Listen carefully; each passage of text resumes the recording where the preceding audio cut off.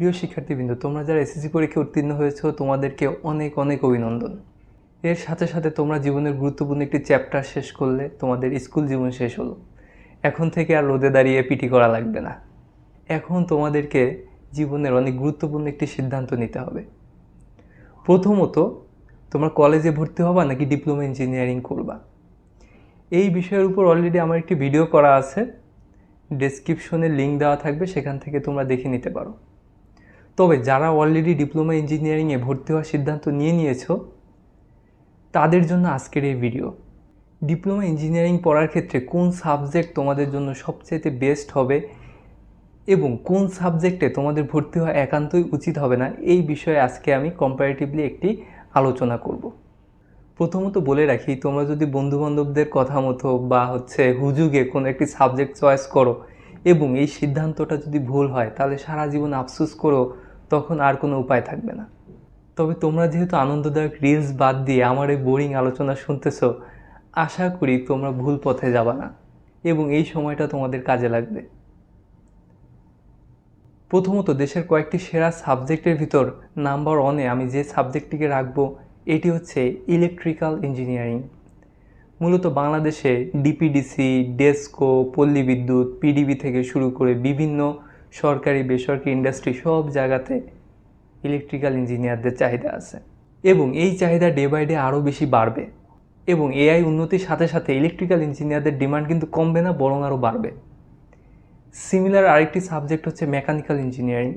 Electrical ইঞ্জিনিয়ারিংয়ের মতোই বিভিন্ন পাওয়ার প্ল্যান্ট, রেলওয়ে, সরকারি বেসরকারি বিভিন্ন ইন্ডাস্ট্রি সব জায়গাতে মেকানিক্যাল ইঞ্জিনিয়ারদের ডিমান্ড আছে এবং ইন ফিউচার এটা আরও বাড়বে। আরেকটি সাবজেক্ট হচ্ছে সিভিল ইঞ্জিনিয়ারিং। বাংলাদেশ যেহেতু একটি ডেভেলপিং কান্ট্রি, এখানে রোড খোঁড়াখুড়ির কাজ, বিল্ডিং কনস্ট্রাকশন, বিভিন্ন প্রজেক্ট কনস্ট্রাকশন এগুলো কন্টিনিউ চলবে। আরেকটি কথা বলে রাখি, বুয়েট, কুয়েট, রুয়েট থেকে পাশ করা সিভিল ইঞ্জিনিয়াররা অত বেশি ফিল্ড জব করতে পারবে না, যার কারণে ফিল্ড জব করার জন্য ডিপ্লোমা সিভিল ইঞ্জিনিয়ারদের চাহিদা সবসময় থাকবে এবং এই তিনটা সাবজেক্টের ডিমান্ড ভবিষ্যতে আরও বেশি বাড়বে, তোমরা লিখে রাখতে পারো।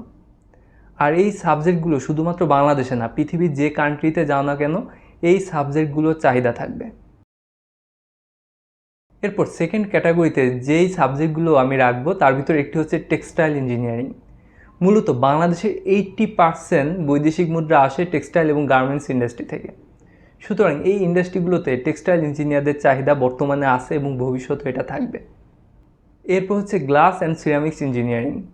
মূলত বাংলাদেশের সিরামিক্স ইন্ডাস্ট্রি রিসেন্ট 15 থেকে 20 বছরে হিউজ পরিমাণ এক্সপান্ড করেছে, সেই তুলনায় অত বেশি ইঞ্জিনিয়ার কিন্তু নাই, যার কারণে গ্লাস অ্যান্ড সিরামিক্স ইঞ্জিনিয়ারদের চাহিদা বর্তমানে যেমন আছে ভবিষ্যতে এটা থাকবে।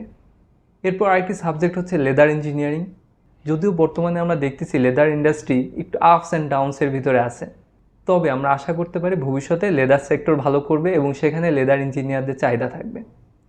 তবে এই সাবজেক্টগুলোকে সেকেন্ড ক্যাটাগরিতে রাখার কারণ হচ্ছে textile, garments, glass and ceramics, leather industry এইগুলো সেক্টর মূলত বাংলাদেশ, ইন্ডিয়া, চায়নার বাইরে উন্নত দেশগুলোতে খুব একটা নেই, যার কারণে এই সাবজেক্টগুলোতে যদি তোমরা পড়ো তাহলে তোমরা দেশে হয়তো জব পাবা, তবে বিদেশে খুব একটা ভালো করার সুযোগ কম।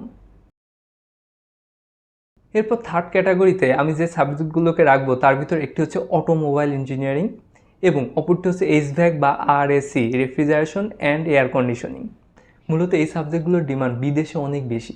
মূলত মিডল ইস্টের কান্ট্রিগুলোতে অটোমোবাইল ইঞ্জিনিয়ার এবং রেফ্রিজারেশন অ্যান্ড এয়ার কন্ডিশনিং ইঞ্জিনিয়ারদের চাহিদা অনেক বেশি, যার কারণে এই সাবজেক্টগুলোতে যদি তোমরা পড়ো তাহলে বিদেশে ব্যাপক চাহিদা আছে, যদিও বাংলাদেশের সেক্টরটা একটু ন্যারো। এরপর যে সাবজেক্টগুলো আমি খুব একটা রিকমেন্ড করব না, এগুলোর ভিতর একটি হচ্ছে মেরিন ইঞ্জিনিয়ারিং। তোমরা যদি একটু স্টাডি করো দেখবা যারা মেরিন ইঞ্জিনিয়ারিংয়ে ডিপ্লোমা করে তারা কয়জন নিজের ফিল্ডে জব করতে পারে। বেশিরভাগ পরবর্তীতে মেকানিক্যাল অথবা ইলেকট্রিক্যাল বা অন্য কোনো সাবজেক্টে পড়ে তাদের ক্যারিয়ার ডাইভার্ট করে ফেলে। সুতরাং আমি এমন কোনো সাবজেক্ট তোমাদের রিকমেন্ড করব না যেটা ভবিষ্যতে তোমার কোনো কাজে দিবে না বা তোমার ক্যারিয়ার ডাইভার্ট করা লাগবে।